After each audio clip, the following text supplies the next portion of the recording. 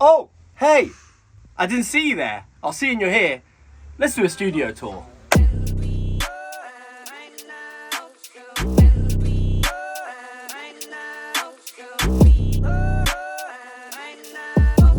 Okay guys, so welcome to the Mix by Jocelyn studio. This is the hub. This is where I do all my work, where I film all my YouTube videos. What's up guys? I mix all my records and I film my podcast here as well pretty much now as well. So, but yeah, it's a small space, but let's get on with the tour. So firstly, let me talk about the actual room itself. If you want to pan around, show them the room.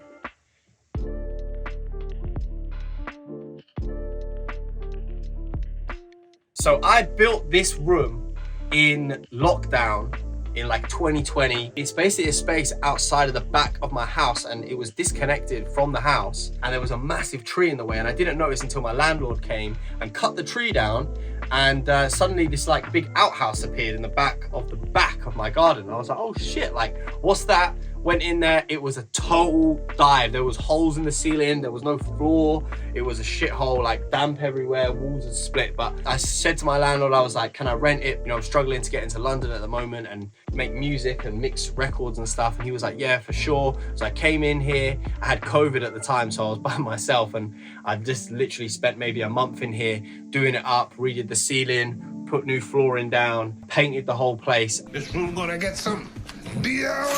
You know, one of the things that I built firstly was this wood section here was already here, but these slats weren't here. And I was like, okay, that's ear level. So I'm going to put some sort of like wooden slats in and this is going to act as my sort of like makeshift diffuser. I'm by no means like a professional studio designer. Me and my boy Oscar, we did our best and we sort of built this. And to be fair, it definitely does a good job. And then obviously with this massive sofa on the back taking up this back end, it really does sort of fill the void and take in that bass and you get a good sound from this low end. So I'm not getting a lot of rumble at all, which is good.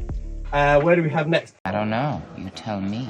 All these panels here along the whole studio, I built myself and I built myself by 2x4 rock wool and then some like acoustic fabric. The acoustic fabric, if you look, is like really, really open, which is actually brilliant for absorbing the sound and then getting into the rock wool so it doesn't come back out. It's not the most aesthetically pleasing, but for me, it was more about functionality. And I actually think how it turned out is quite nice because of the green and stuff. It sort of like fits, which is cool. So I was pretty happy with that, to be fair. But let's get on to some of the good stuff. So this is my desk here.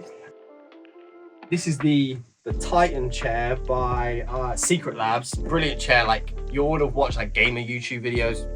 They're sitting in this chair. And for big guys like me, it's just the best, man. It supports me and it's done well. It's a workhorse, proper good chair. But yeah, so we've got the desk here.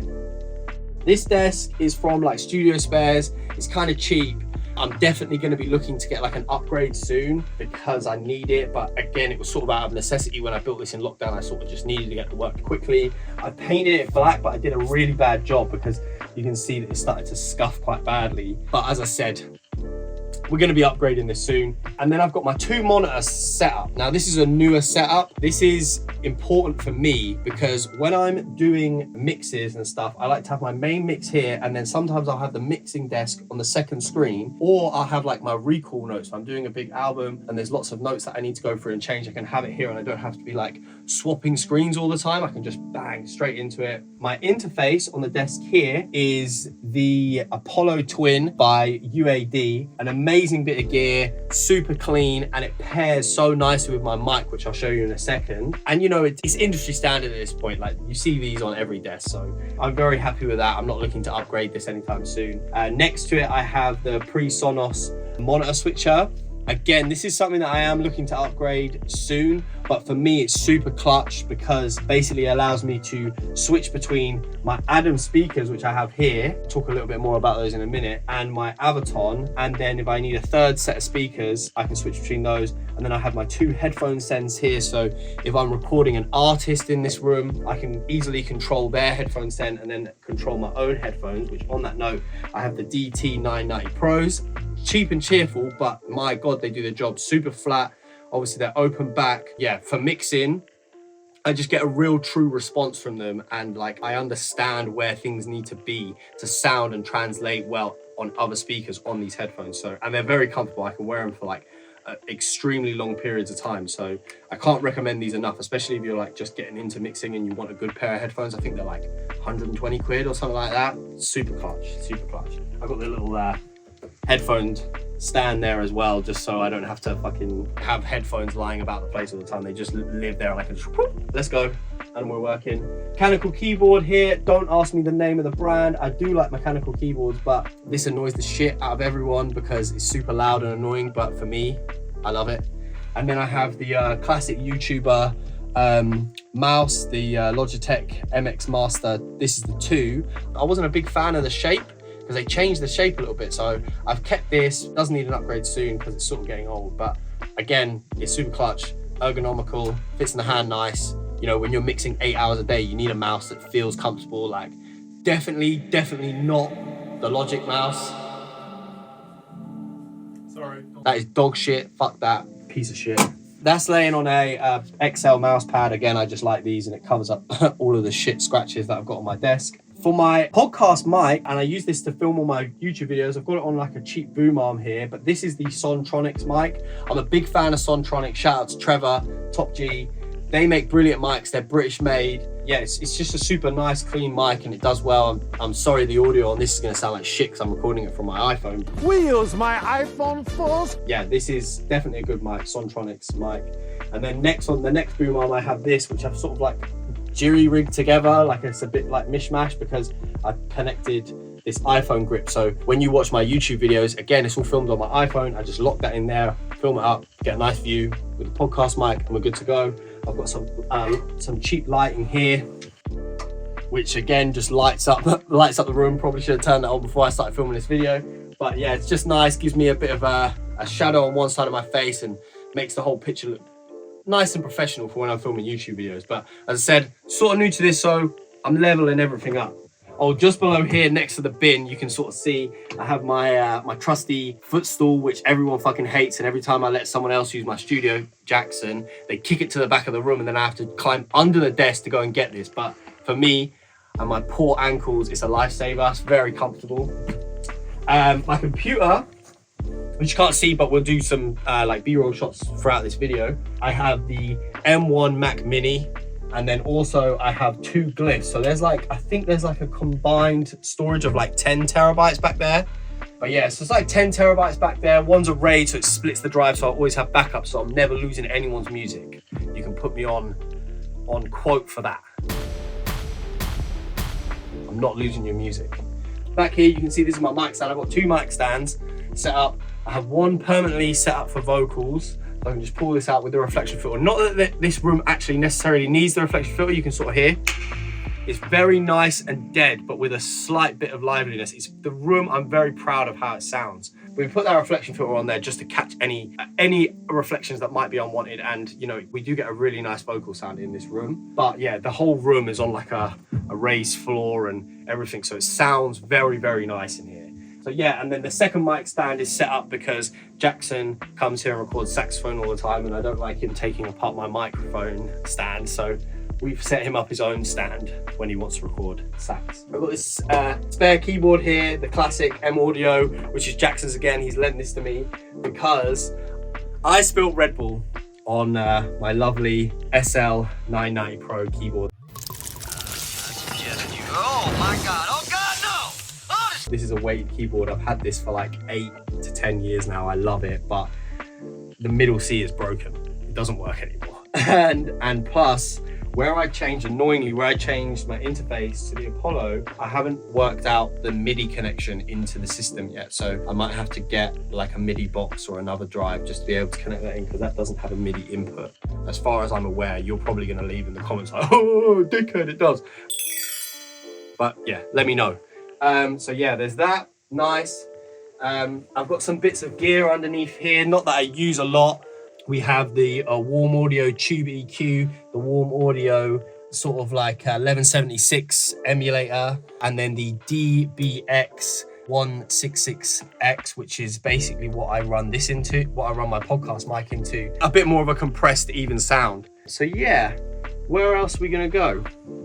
Obviously here, we got my pride and joy, my gold plaque. I'm hoping to get lots more of these in the next coming years. But yeah, that was basically the first ever record that I professionally mastered. I didn't know what I was going to do at the time, and I don't really ever listen to music that I work on outside of past I've worked on it. And then I remember my dad picked me up one day in a car, and it was playing on the radio, and I was like, oh, like what? It's playing on the radio? So I like checked the stream stuff, and it had like blown up. It was on like 30 million streams, and now it's on like 60-something million streams, and it's done so well. Shout out to Notes. Yeah, brilliant record, and yeah, love being a part of it. I've mixed a couple of other joints, but yeah, it's super cool song, and it really did help me and sort of like bursted my career and where I got to today. Next, obviously, last few little bits, we got my whiteboard, which has all my projects, outstanding projects. It definitely needs an update. It's looking a bit empty at the moment. I have some more projects just come in, so I need to fill that out. We've got the nano leaf lights here, which is nice for the backdrop of the videos. Shout out to Cal, he gifted this to me when I opened the studio. Top G. Back here we have what I call my bins of shame, where I just put any like miscellaneous shit in the studio that I need but I don't need right now. So it's got like cables, looms, other mic stands, boom arms, hard drives, cleaning products, you name it, you can find it in there. And then back along this back wall here, basically this is just like, I've just filled these walls with like little trinkets, things that I like. So this is like a money dragon. You're supposed to point out the thing that generates you money, apparently, and it like gives you good luck. So it's like pointing at the studio to make me money. And my old barber gave me that, which is really nice. But yeah, I have some of my original artworks for some of the first like projects that I worked on that I was really proud of. I could probably... So one of the issues with recording on an iPhone is my fucking storage is always full, so I had to delete some stuff. But basically, we were talking about my 2024 goal list that I have up on the studio. 10k followers, £10,000 saved, 5k subscribers on YouTube. So as I said again, make sure you hit that subscribe button, help me out. We're trying to hit that this year. Gonna have loads and loads of brilliant videos and podcasts for you coming this year. Lose 10k weight, I'm well on the way to that actually. I've already lost 3-4k, so yeah. And then put one YouTube video out a week, which is what we're doing here. So this is the goal list. Every time I come in the studio, I look at this, I remind myself of what I'm trying to achieve this year, and I work towards those goals every single day. Next here we have one of my microphones. This is the main workhorse at the moment, and we have the Neumann TM103, which is kind of like, again, industry standard. Loads and loads of UK rappers and stuff use this microphone. It's super clean and it pairs brilliantly with the Apollo Twin. So love that mic. Really good buy. Here we have my certificate. Very proud of this. Earned this last year. This is from engineers, and it basically is my Dolby Atmos certification. That means that I have been professionally trained to mix your music in Dolby Atmos. So if you're looking for a mix in Dolby Atmos, you know where to come. And that is by the man himself, mixed by Ali and his company engineers. Super cool guy. Next to that, I've got just some books. They need tidying up, but like, this is Grime. The studio that I used to work in was featured in that, so I bought that book, and it's got some legendary clips in and stories from the grime scene, and then some other mixing books and things that I like as well. And then I'll show you this last. I'm gonna have to jump on the sofa. This was the old workhorse for many years. I've retired it recently because I need to get it fixed, but this is the Sontronics mic that I used for a long time, and you can sort of see, I don't know if it picks it up on camera, but you can see that it's been like dented and over the years. That was actually the guy called Johnny Dutch from the Manor. Big clumsy guy, lovely dude, but he dropped my mic on the floor. But yeah, so super cool. And that's basically the space. I don't think there's much more to show you. Humble, small, but it definitely gets the job done. I work here every single day, and I have done for the last 3 years. And yeah, as I say, we're upgrading all the time, but that's the studio tour, and this is where I'm going to be getting all of these videos out to you guys this year and doing all of these mixes. So if you like this video, if you have any questions, leave them in the comments. Yeah, if you like it, give it a like and subscribe, and I'll catch you guys in the next one. Safe.